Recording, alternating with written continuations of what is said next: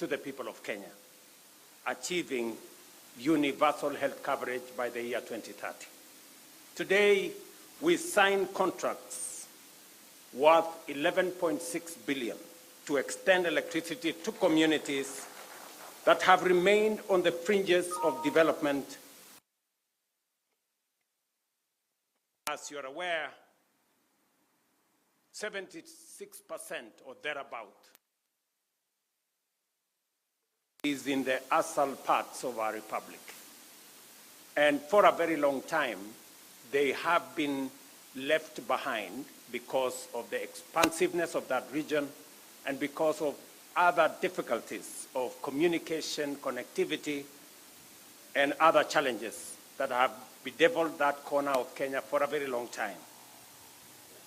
The government of Kenya designed this COSAP program as an affirmative action program to take care of the people of the 14 counties that forms the northern part of Kenya. The 14 contracts signed today will establish 113 mini-grids, bring electricity to counties of Turkana, Marsabit, Samburu, Isiolo, Mandera, Wajir, Garissa, Tana River, Lamu, Kilifi, Kwale, and Narok.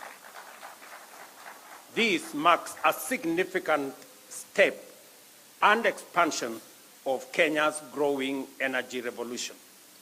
Additionally, 6 contracts will be signed to ensure that 343 public health facilities, schools, and administrative offices are connected to electricity through standalone solar systems at a cost of 438 million.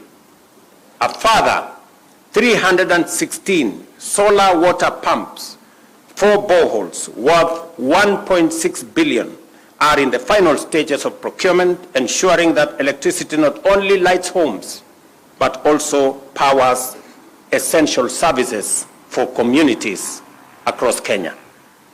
Today's event is more than just a contract signing. It is a reaffirmation of our unwavering commitment to inclusive development.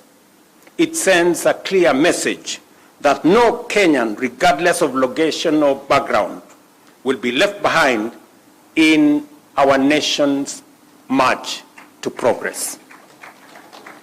Our mission is to extend modern, reliable, and affordable electricity to every home, school, and business, from the most remote villages to the busiest urban centers.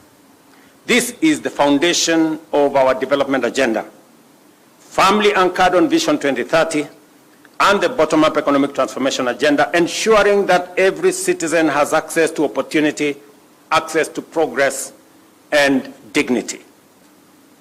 Kenya has made remarkable strides in electrification, increasing access from 29% in 2013 to 75% today, positioning us among the leading nations in sub-Saharan Africa. However, this progress has not been uniform. While electrification has advanced in urban centers and along major transport corridors, vast rural areas remain in darkness. For communities far from the national grid, solar power offers the most practical, cost-effective, and immediate solution. That is why the government of Kenya, in partnership with the World Bank, is implementing the Kenya Off-Grid Solar Access Project, commonly known as COSAP. This initiative is about more than just power. It is about transformation. With electricity in health facilities, vaccines and essential medicines will be safely stored, ensuring life-saving treatment reaches all that need it. With electricity in schools, our children will benefit from longer study hours, better learning environment, and greater opportunities to excel. With power in homes and businesses, we will unlock new economic opportunities, support small and micro enterprises, and create jobs, turning villages into vibrant hubs of commerce and innovation. Distinguished guests, through the last mile connectivity program under the Kenya Power, 1.2 million customers have already been connected in the last 2 years, with another 460,000 set to benefit by 2026. Through REDEC, we have connected 63,000 out of 93,000 identified public facilities, including 22,900 public primary schools. This work continues with 1,071 public facilities projected to be completed in 2023-2024 financial year, and another 1,450 currently underway in the financial year 2024-2025. Beyond expanding access, we remain committed to achieving a 100% clean energy grid by 2030. Diesel-powered stations are being hybridized and with solar PV systems, and plans are underway to install an additional 8 megawatts of solar power in Wajir County. In Lodwar, we are taking a bold and decisive step to shut down the diesel power plant operated by Kenya Power and extending national grid to Lodwar by next year. I am looking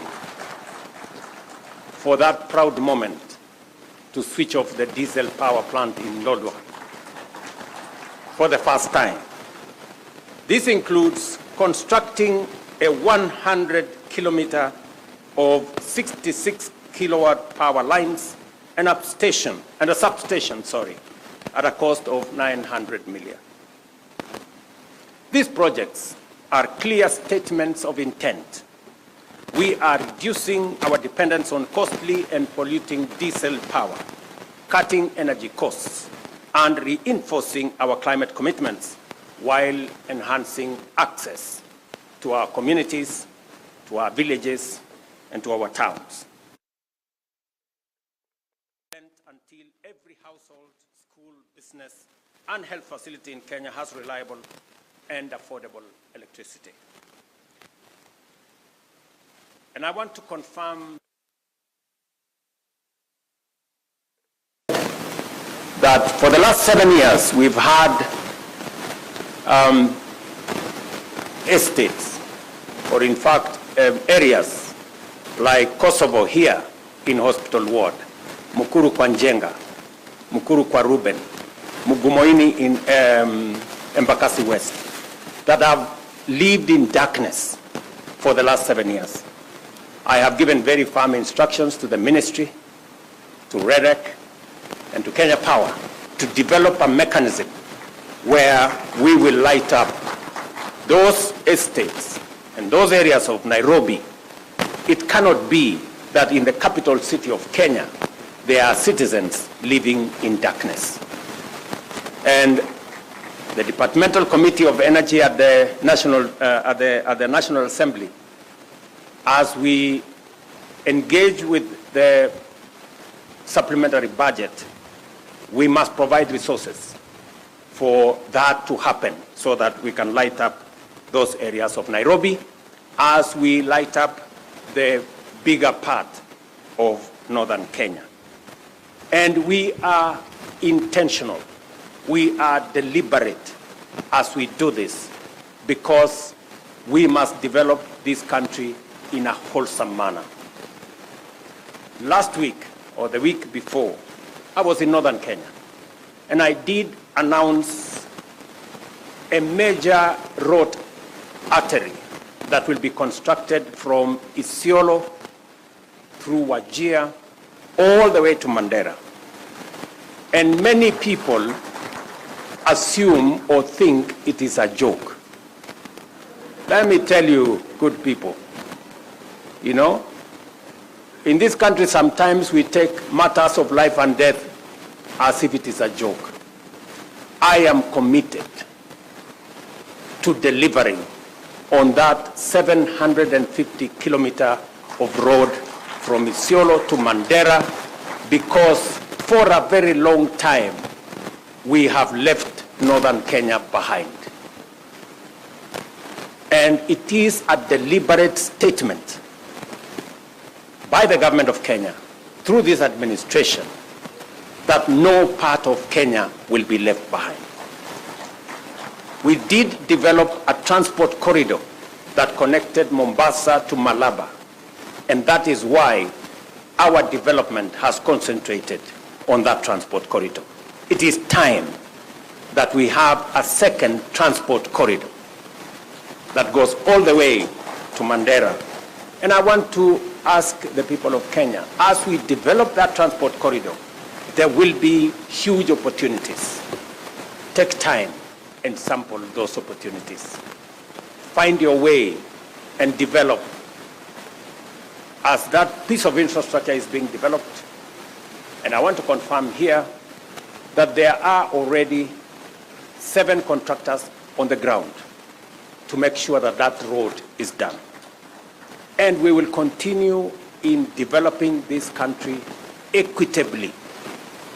Every part of Kenya is as important as the other part of Kenya. It is also the same reason that the government of Kenya provided an extra 1 billion shillings for especially informal settlements in Nairobi to develop schools. Because here in Nairobi we have had instances where we have